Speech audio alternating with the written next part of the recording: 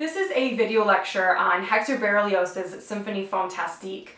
This is the final classical piece that we're going to be looking at in our theme on love in music. And it's the only instrumental composition that we're going to look at.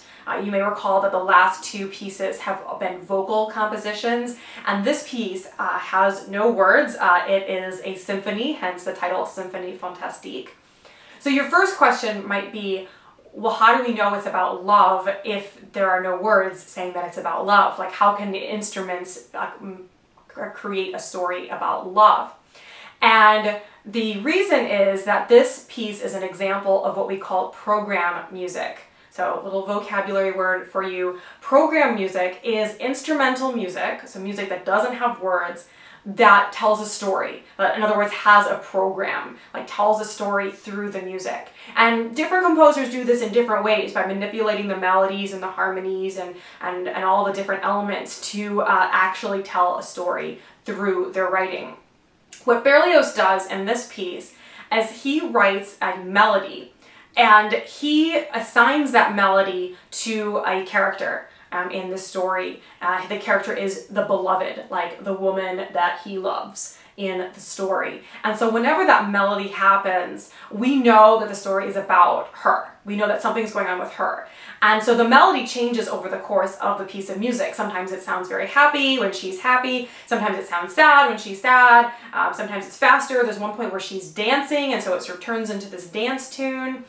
So the melody is one of the features that tells the story, because we can track what's going on with her based on what's going on with the music. And I thought I would just start by playing for you the melody. This is from the first movement, which is not the one in your textbook, and I'll get to that in a second. But here is our beloved melody. It's in violins and flute right now.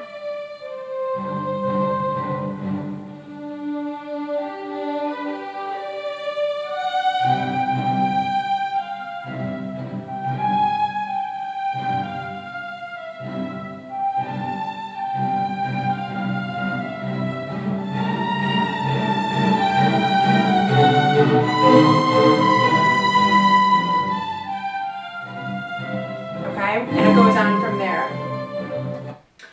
So that's our melody. It's in the violins and flutes, which is also pretty typical when a composer's writing about a female. Usually they'll use a higher pitched instrument to describe a female and use a lower pitched instrument to describe male. So like I said, that was in the first movement. This piece is a symphony, hence the title Symphonie Fantastique. And you can probably figure out the translation to that. Berlioz was a French composer, so it's a French title. And you might want to translate it to Fantastic Symphony. Like, wow, it's a really great symphony. It's a fantastic symphony. But that is not the translation for this piece. It is not Fantastic Symphony. It actually comes more from the word fantastical, as in like a fantasy. And this story has a very fantastical, kind of out of this world plot to it. So that's what Symphonie Fantastique means. It means like fantastical symphony. And another on that topic, the story in real life behind this symphony is that Berlioz, who was known for doing a lot of drugs, like in his life, like the actual composer, he once got high on opium and had a dream. And the plot to this symphony apparently came from that dream. So this piece of music was inspired by this opium-induced dream. Now, this is a symphony, like I said. Usually symphonies have 4 movements, like we know from when we studied the classical period. But this symphony actually has 5 movements, so it just kind of breaks the rule a little bit. And each movement tells a different part of this love story. The one in your textbook is the 4th movement, so we're going to get to that. But just to give you a little bit of background of what happens before the 4th movement, in the first movement, the character meets his beloved, and that's that melody that plays. Okay, so that's what happens in the first movement. And the second movement, they go to a dance together, and so there's like a ball, and the melody sounds like a ball, and it's really nice. The third movement, though, is kind of the turning point. Like, he realizes that she doesn't love him, and the third movement gets kind of sad, and there's one point where the melody happens, and then there's like no reply. So there's this kind of this breakup that happens.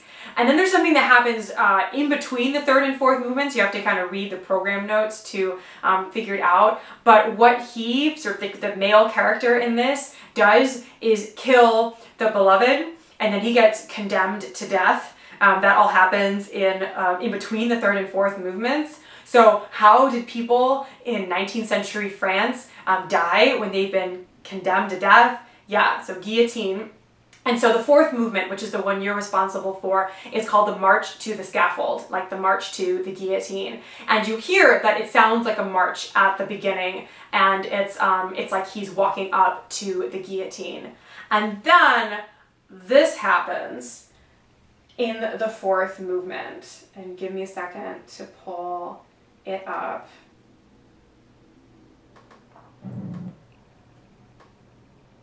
This happens at the end of the fourth movement.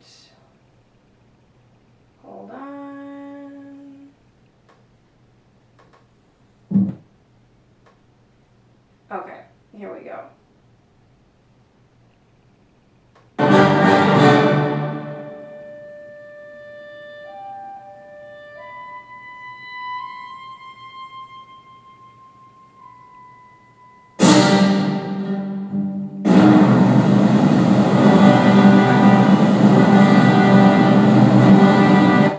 So maybe that meant nothing to you, but listen again.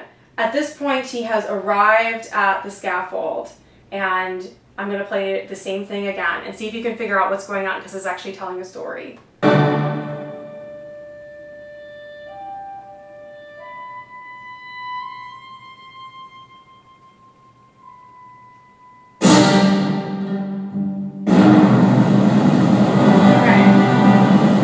So, if you got it, good job. And if you didn't or you're not sure, I'll tell you that we hear the beloved, we hear the melody, like a glimmer of it, and it's played in a clarinet, so it's high pitched, so it's like this, feminine thing, and it's like he's imagining the beloved one more time, like in his head, and then you hear a large chord, that's the guillotine, and then you hear bum bum, you hear the strings pluck their strings, that's his head rolling off the ground.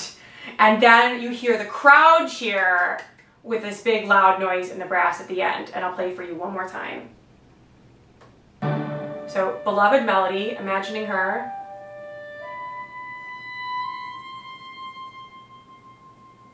Now guillotine.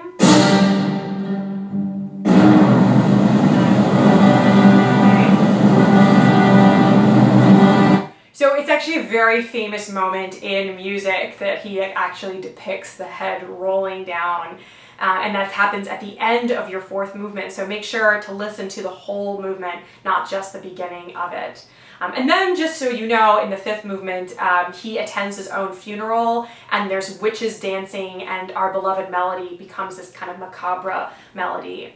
So really fun, cool piece of music. I encourage you to listen to all of the movements, especially though the one in your textbook, the fourth movement.